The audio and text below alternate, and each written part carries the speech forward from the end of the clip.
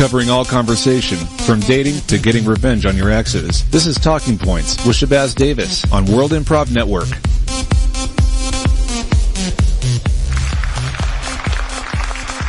Thank you. Thank you.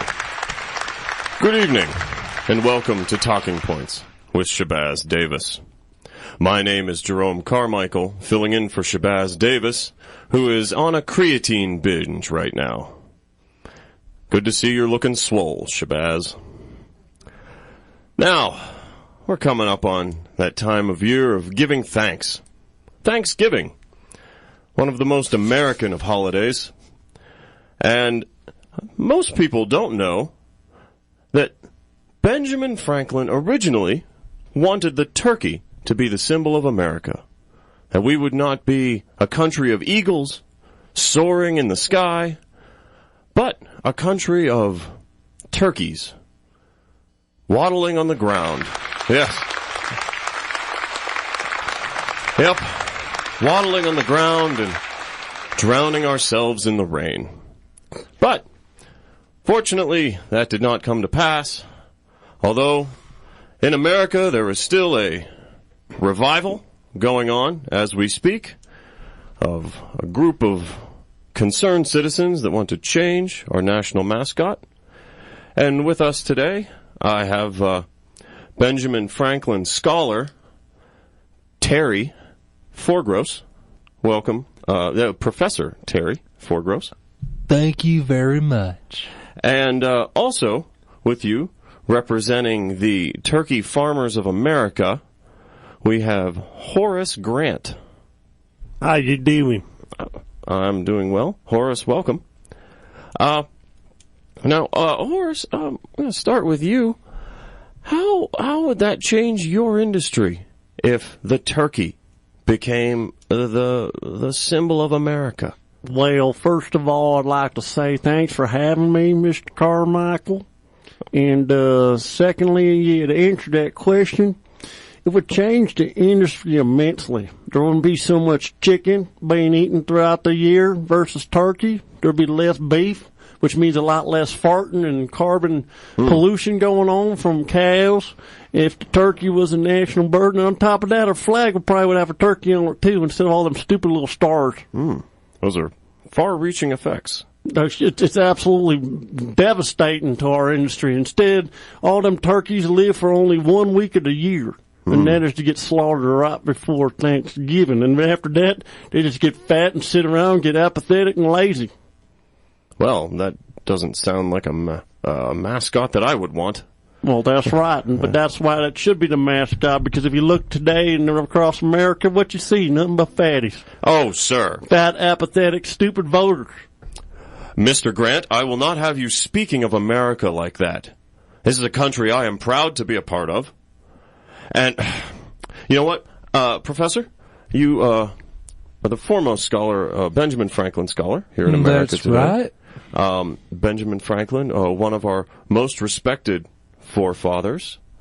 Can you speak to his reasoning behind why he wanted the turkey to symbolize America?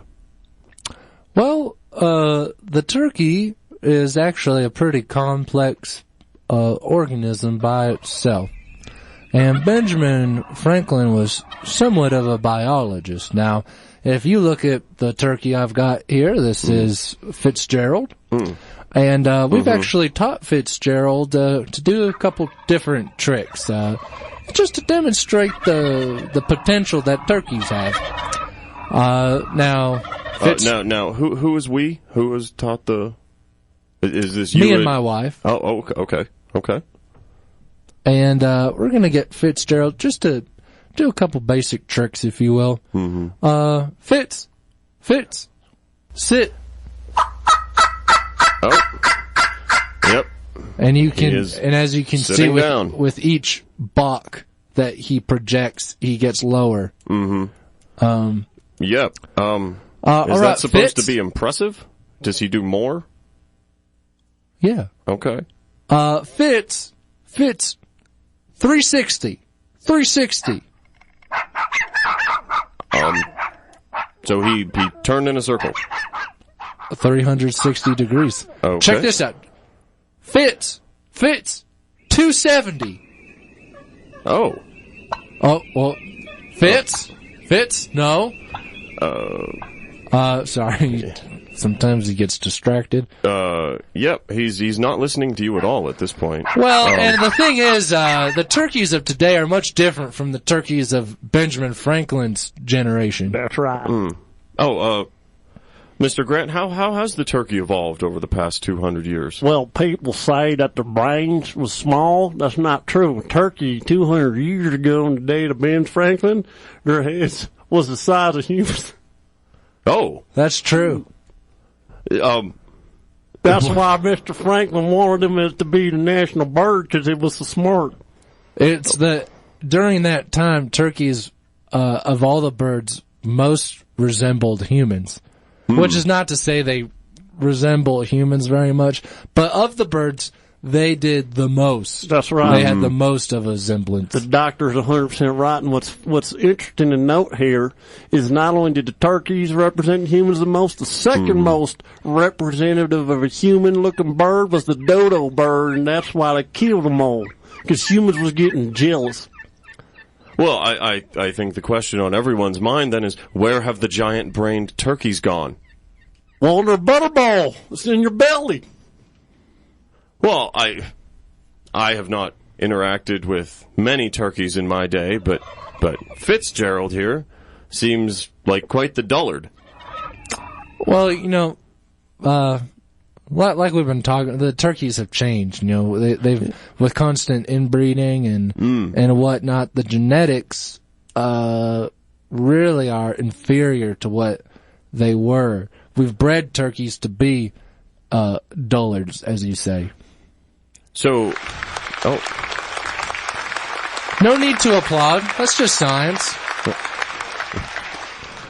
So the doctor's amazing, because if you look at the bird, that bird's got a brain right now the size of a pea, and it can do a 270 pirouette, it can do a 360 spin, and even a multiple receding sit, kind of like a car with a multiple suspension. Look at him. That's gorgeous. Absolutely gorgeous. Sorry that we made you retarded looking nowadays, but damn, he's a pretty bird still to me. We can even get him to be on a skateboard and be okay with it. He can't do anything, but he'll stand there, and you can push it, and he'll stay on. Well, see the YouTube video, Mr. Carmichael? Skateboard? Yeah. Sorry, I don't use the internet. Oh, you don't? Well, if you ever change your mind, on YouTube, look up Turkey Skater. Turkey Skater. Oh, and that will be more impressive than the 270 that I did not see earlier? Yes. Okay. Yes. Now, don't need to... Fitzgerald's right here, Yeah, and he had his moment in the sun and failed. He let you down, Professor. He's just a turkey. And you know what? Humans make just a turkey. Humans make mistakes. Turkeys can make mistakes too. Yeah, but no one ever says he's just a human. You diminish him, and you want to take this creature, this dullard that you have just diminished as just a turkey, and you want to make just that the symbol of a host. What do you think of that? You're just a radio host. I am just a fill-in radio host, sir. Yeah, you're not even that's even more diminutive. You're right, I didn't think about that before I spoke. Yeah, who has the bigger brain? I can tell you, Fitzgerald will never have a slip of the tongue like that. Well, I'm also not trying to be the symbol of America, sir. Well, Mr. Carmichael, can you do a 270, an exact geographic and geometrically accurate 270 pirouette for us right now? I can turn around, yes. No, but 270, not 269, not 274, but 270 like Fitzgerald can. And geographically accurate. Right, to the North Pole. No, I can't do that so right now. So who's a dullard or whatever you call him now? Yeah, I called him a dullard. So who's the dullard now? I think this here is the case in point. Imagine if the turkey had been made the bird of the United States of America. We would not be talking about Fitzgerald in this manner. That's right. All right, we would not be talking about turkeys in this manner. Well, maybe we would still have the large-brained turkey. We would, because they would have been bred like dogs to be very desirable. Matter of fact, there's a good chance that Fitzgerald, by this time, his offspring would have had a head the size of a gorilla. Well, that would be frightening. Which I believe weighs about 20 kilograms.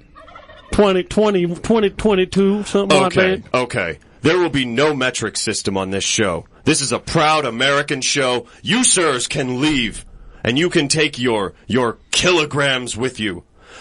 Ladies and gentlemen of America, I am sorry that you had to listen to that talk of the metric system. That will never happen again as long as I sit in this chair. Franklin wanted the metric system. And good night. The Win Team will be right back to give it to you from all perspectives on Good, Bad, Ugly and Horoscope Corner. Keep it locked on KZKO The Vibe.